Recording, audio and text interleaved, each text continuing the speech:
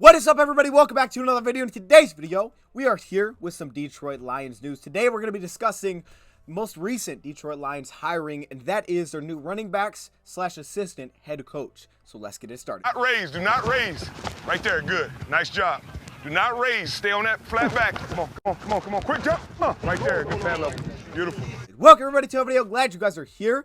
And man, we are back with some Lions news to discuss. I mean, originally, I was planning to drop a draft video today, but that's fine. We're going to kind of pivot a little bit and focus on this Lions news today, filling out the position that Duce Staley kind of left void for the Detroit Lions after going to the Carolina Panthers. Trust me, we're losing a very good coach there in Duce Staley. Even the numbers all back it. I mean, I was trying to dive in, do some numbers for this hiring, but man, this is a fantastic guy that we lost. So wishing him the best in Carolina. But with that, I think the Detroit Lions just got a really good coach in return, and this is a guy who is most recently with the Indianapolis Colts in Scottie Montgomery. So we're going to dive into that today, break down who the Lions are getting in this hiring, the things that I was able to kind of gather, and of course, if I get more information, I'll share that as well. New things that I've learned about this guy, I'll share that as well. But this is a guy that you can also take a look at, like Duce Staley from Hard Knocks. You can take a look at him on Hard Knocks as well because he was on it with the Indianapolis Colts. What it takes, we're playing against a great football team.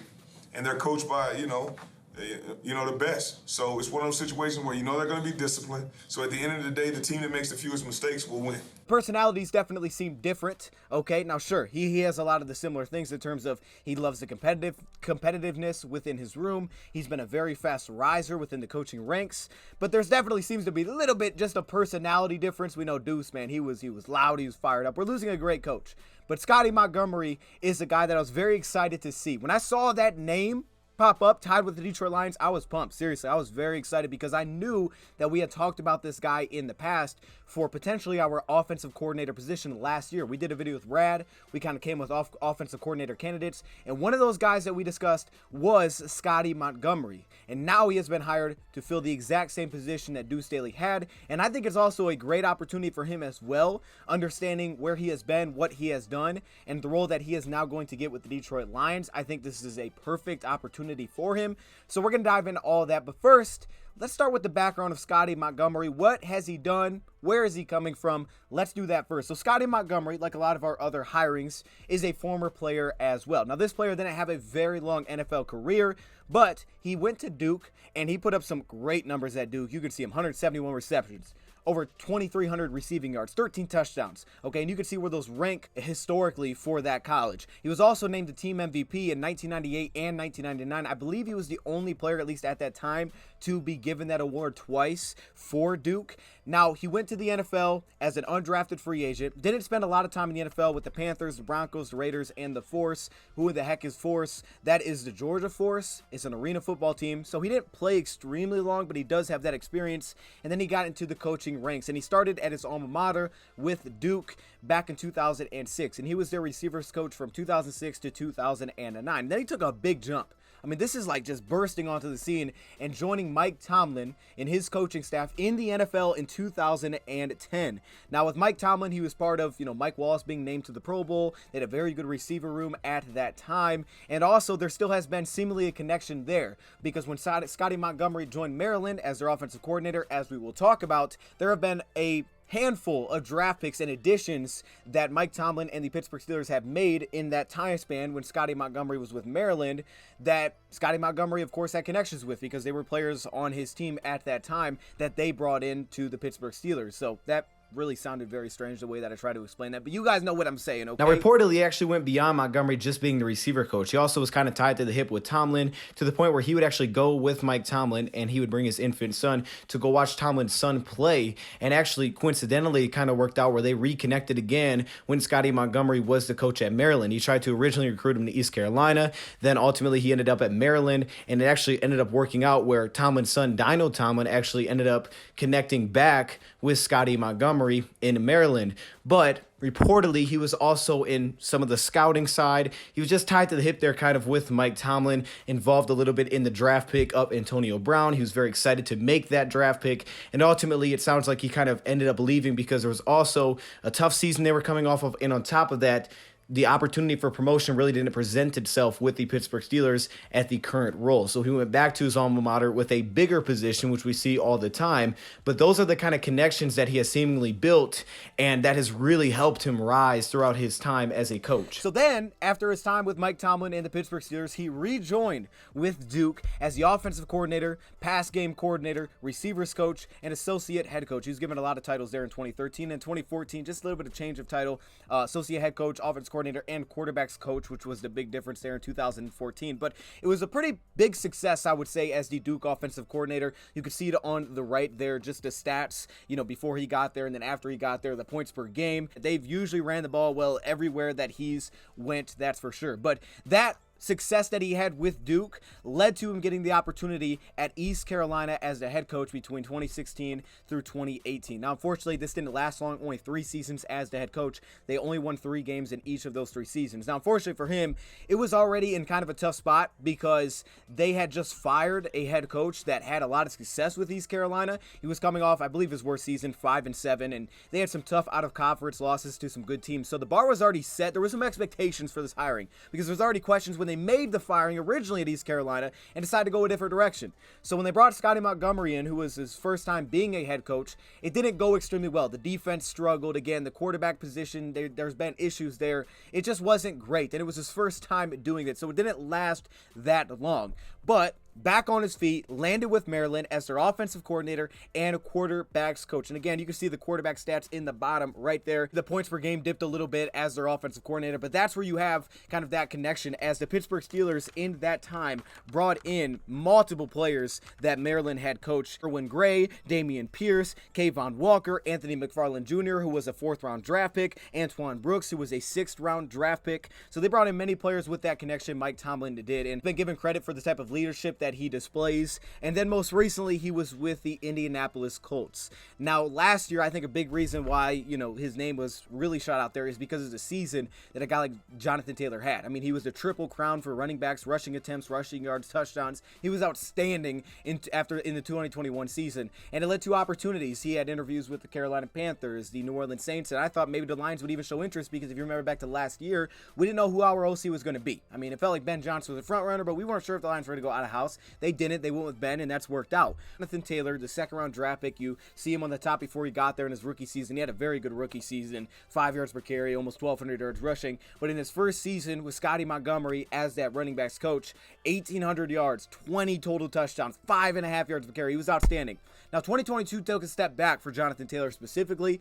A lot of reasons. First reason, of course, they fired their head coach for the season. When you have that kind of change, it can make things difficult. They fired Frank Reich. They brought in head coach Jeff Saturday. Now, one thing that's key to note with that is that with all these, offensive coordinator gigs, he had a gig as a head coach, and, these interviews, he's made it clear that he would like to be an offensive coordinator, call plays. At least that's what we've heard. However, when they fired Frank Reich as the head coach during the season and brought him interim head coach Jeff Saturday, he did not become the play caller, and that kind of felt like he would. Now, it also felt like there was a potential chance that they would promote Scottie Montgomery to the head coach, but it felt like that could make sense that he would be promoted and get that opportunity as the OC, but he did not. Now, he also said that maybe he didn't feel like he was the best fit for that at the time because he had been focused with the running back group throughout the season and he hadn't really been, involved with the quarterbacks, who their passing game coordinator was the guy that actually got promoted to becoming their offensive coordinator to finish out the season. He hadn't been involved with the quarterback, so he didn't feel like he was necessarily fit for that. So because of that, he didn't become the offensive coordinator.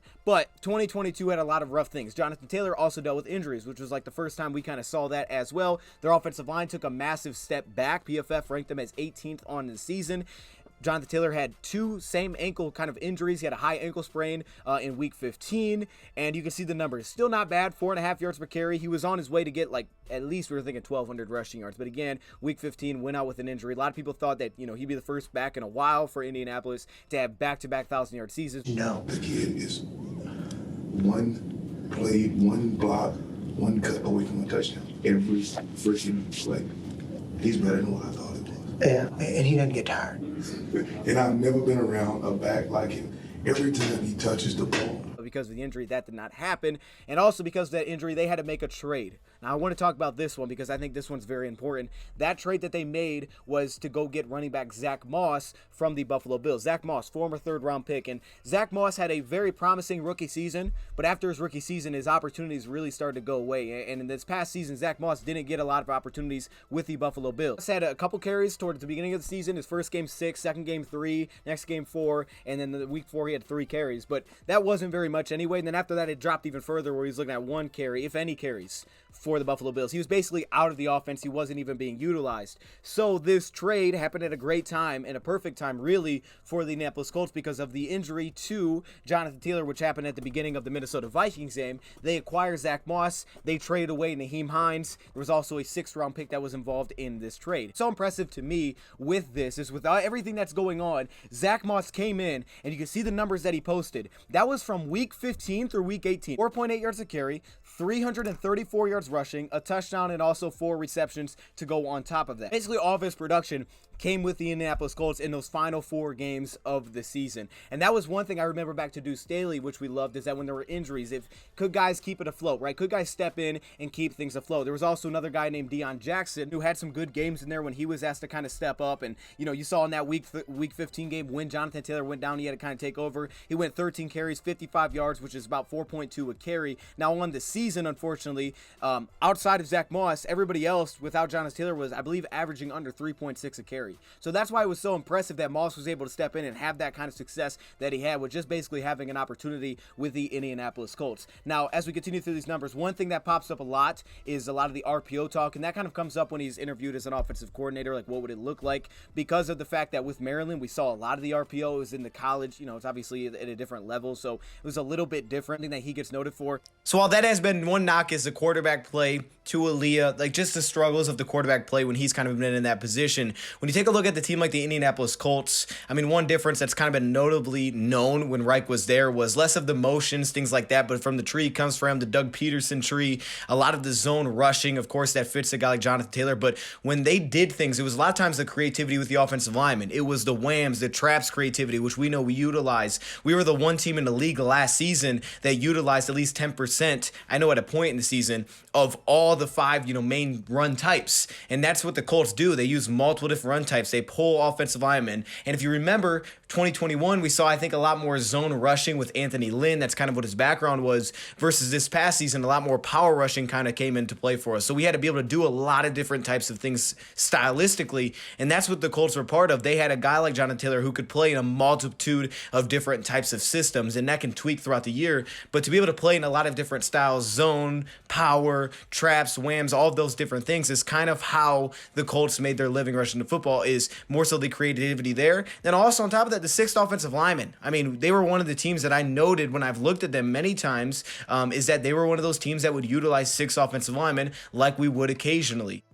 Montgomery had to have his backs prepared for the split zones, the cutbacks, which was a big part of their offense, the outside zones, but also on top of that, the duo blocking, just the different types of runs that they would utilize. Right side here, I have fumbles, and I think this is worth bringing up, and this is mainly for Jonathan Taylor, because when he was coming out, he was known for all the fumbles, 18 fumbles in 3 seasons. It was one of his biggest knocks coming out, but I think one thing that is pretty impressive. Now, he had a couple of fumbles this past year, and not all fumbles are created equally. Some of them fighting for extra yards. He was kind of knocked for there, this past season because of just how rough it was. They didn't have the big home runs that they had. They didn't have the big plays. It was a mess for the Colts offensively. Jamal never fumbled the football. Then he started doing with us this past year. Some of them were weird. I remember the one he ran into his own player and he dropped the football. So some of them are kind of weird. But if you take a look at the stats on the right side, every 51.4 carries, that's just a math on how many carries he had in college versus how many fumbles, he basically fumbled every 51 carries. However, in the NFL, you can see how that has improved in 2021. Every 83 carries led to a fumble. These are only the years with Scottie Montgomery. And then this past year, 64. So there is still an improvement there. And I just put the other numbers in there to basically compare. As you can see, Jamal Williams, every 87 carries had a fumble this past season because he had the 3 according to Pro Football Reference. These are all according to Pro Football Reference. And then also DeAndre DeAndre Swift 2022. He only had 1 fumble, but he also only had 99 rushing attempts. Then also the receiving game. I thought that was worth mentioning as well, because even back when he was with Maryland as their offensive coordinator, working with an Anthony McFarland, who he called, one of those guys that basically in space with the kind of speed that he had and the quickness that he had. McFarland was coming off a season before Montgomery got there, over 1,000 yards. Basically, he just went off against Ohio State in his freshman season, but there wasn't maybe a ton of consistency there. It was just kind of a little bit hit and miss with his production. It was big numbers on the year, but it was really just a couple like monster home run hits. However, the next season, one thing that Scottie Montgomery was going to do was get him more involved in the pass game and everything, kind of like round out his game a little bit. And while he still wasn't necessarily known for having a rounded game coming out, he did go from 7 receptions to 17 receptions. You saw him utilized in pass protection, so rounding out his game a little bit more. You can see there, just looking at a guy like Taylor's stats and the amount of receptions that he had, because that's not a thing that really Taylor did at all in college. In his career, he only had 42 receptions for 407 yards back at Wisconsin, but in 2021, he had 40 receptions alone for 360 yards, and then in 2022, 20 receptions for 143 yards. According to Pro Football Focus, he actually had a higher receiving grade than Jamal Williams did this past season, and again, he just had some like easy drops in there, but I thought I would at least point that out. Again, Naheem Hines was kind of their pass down back anyway. There are 2 other things that I definitely wanted to point out here. Now, style of running back definitely impacts this. Again, when you look at the scheme side of things with the Colts, I definitely saw a lot of zone running. Split zone is something they love to utilize, the 6 offensive linemen, but the play action is a lot of times set up by the zone running. They'll mix some duo blocks in there, but they kind of mix it all up, but you can see the zone blocking background. But with that being said, style of running back definitely impacts this. But 2022, you can see in the bottom left there, Taylor averaged 2 yards after contact and a broken tackle every 8 attempts, and compared to Zach Moss, he averaged 2.3 yards after contact with a broken tackle every 9.5 attempts. Now, that's a very high rate to have a broken tackle, and it was actually improved from the year before. You can see in parentheses the yards that they were picking up before contact, and I think if you compare that to a guy like DeAndre Swift and Jamal this past season, you can see both of them have a lower yards after contact rate. They also have a much lower broken tackle rate, and again, I think a lot of that stylistically, Moss, Taylor, they're bigger backs, they're kind of built that way, but you can see also the yards before contact, which I think is extremely important, the ability to create yards before contact. And while the Colts weren't terrible at that, they weren't also great, and I think the Lions have done a really good job creating yards before contact for a guy like Swift, basically meaning just putting them in good positions where you understand what your running backs are built for. They asked a lot of their running backs to make things happen. You can see this past year, while they didn't have those big plays and their O-line took a step back, they put a lot on their plate, and you can see that they kind of stepped up to that. Now, also, the big thing that I like to take a look at, and it's very hard to kind of look at it unless you just like watch all the film of the running backs, is the pass protection side, right? Because that's something that Duce Staley, and obviously ball security as well, I bring that up because of Duce, but pass protection is so key. It's so key, especially for anybody who's going to be out there on pass downs. But what can you do in terms of pass protection? This is where we're going to miss Duce, because Swift actually, according to Pro Football Focus, had one of the best pass blocking seasons of any running back, and you could see it. Like, that guy was hitting people in pass protection, but that doesn't take into account always like, assignments and things like that. But the point is, we're going to miss him there. We know Jamal's a great pass protector, or a very good pass protector as well, but we did see when Zach Moss joined Indy, in 40 pass blocking attempts, he only allowed 5 pressures. Now, Jamal, just to put that into perspective, Jamal in 58 pass blocking attempts only allowed 2 pressures. Swift, 24 attempts, only allowed 0 pressures. So they were fantastic. But Zach Moss, and then also Jonathan Taylor, who allowed 5 pressures on 39 attempts. Now, final thing I want to hit on here, because I think this is very important, and that is being able to punch it in the red zone. And we saw how important that was this past season, how the Lions have really improved in that area, their ability to basically finish off drives. And I thought this was a super interesting stat that I kind of worked through here. Inside the 10-yard line, I focused on, and I compared Jonathan Taylor in 2021 to Jamal Williams in 2022. First thing that stuck out is it's so much about opportunity. All right, the Lions had a lot more opportunities to punch the ball into the end zone this year than last year. 2021, they did not have many opportunities. This year, they had a lot of chances inside the 10 because they moved the ball so well. And in that, because of that, Jamal Williams scored a touchdown on 33% of the times that he had a carry within the 10-yard line. So if he got a carry was inside the 10, 1/3 of the time he was scoring a touchdown on that carry. I think 45 attempts inside there with 15 touchdowns. That's pretty awesome. But that's very similar to what Jonathan Taylor, you can see, also did. In 2021, when they had a lot of opportunities, 41 attempts, turned it into 13 touchdowns. That's 32% of the time. So very similar numbers there. Now you can see how Jonathan Taylor's numbers this past year are very similar to our numbers in 2021 because the opportunities dipped so much. 16 attempts, 3 touchdowns. 40 versus 16, massive difference there. And then you can also see how that kind of compares to 2021 with us. Jamal only had 10. Swift only had 11, right? So it was just a limited amount of opportunities as well. Solid amount of success inside the 10-yard line, punching the ball into the end zone. We're actually graded above average in that category in terms of red zone efficiency when running the football when Scottie Montgomery was there. So I thought that was something to definitely take a look at for sure. But overall, I mean, it's difficult a little bit with this positional group to kind of figure out, you know, what's what. He was brought over from East Carolina to Maryland. He had a connection with East Carolina, so he was kind of brought over there from a connection that he had in East Carolina. Connections have been something. He's clearly been a very fast riser. Tomlin, the amount of players that they have brought in when Scottie Montgomery was there, and the interest that teams have had kind of around the league here. And I also think it could say something to your leadership as well when you're saying, hey, it's probably not best for the team for me to call plays. That may not be the best thing for the team because I'm not around the quarterback room like you are. To finish the season, it'll probably work best if you take that role over. Now, with all the, you know, things going on, he decided to move on and he went to the Lions, and we're very happy to have him.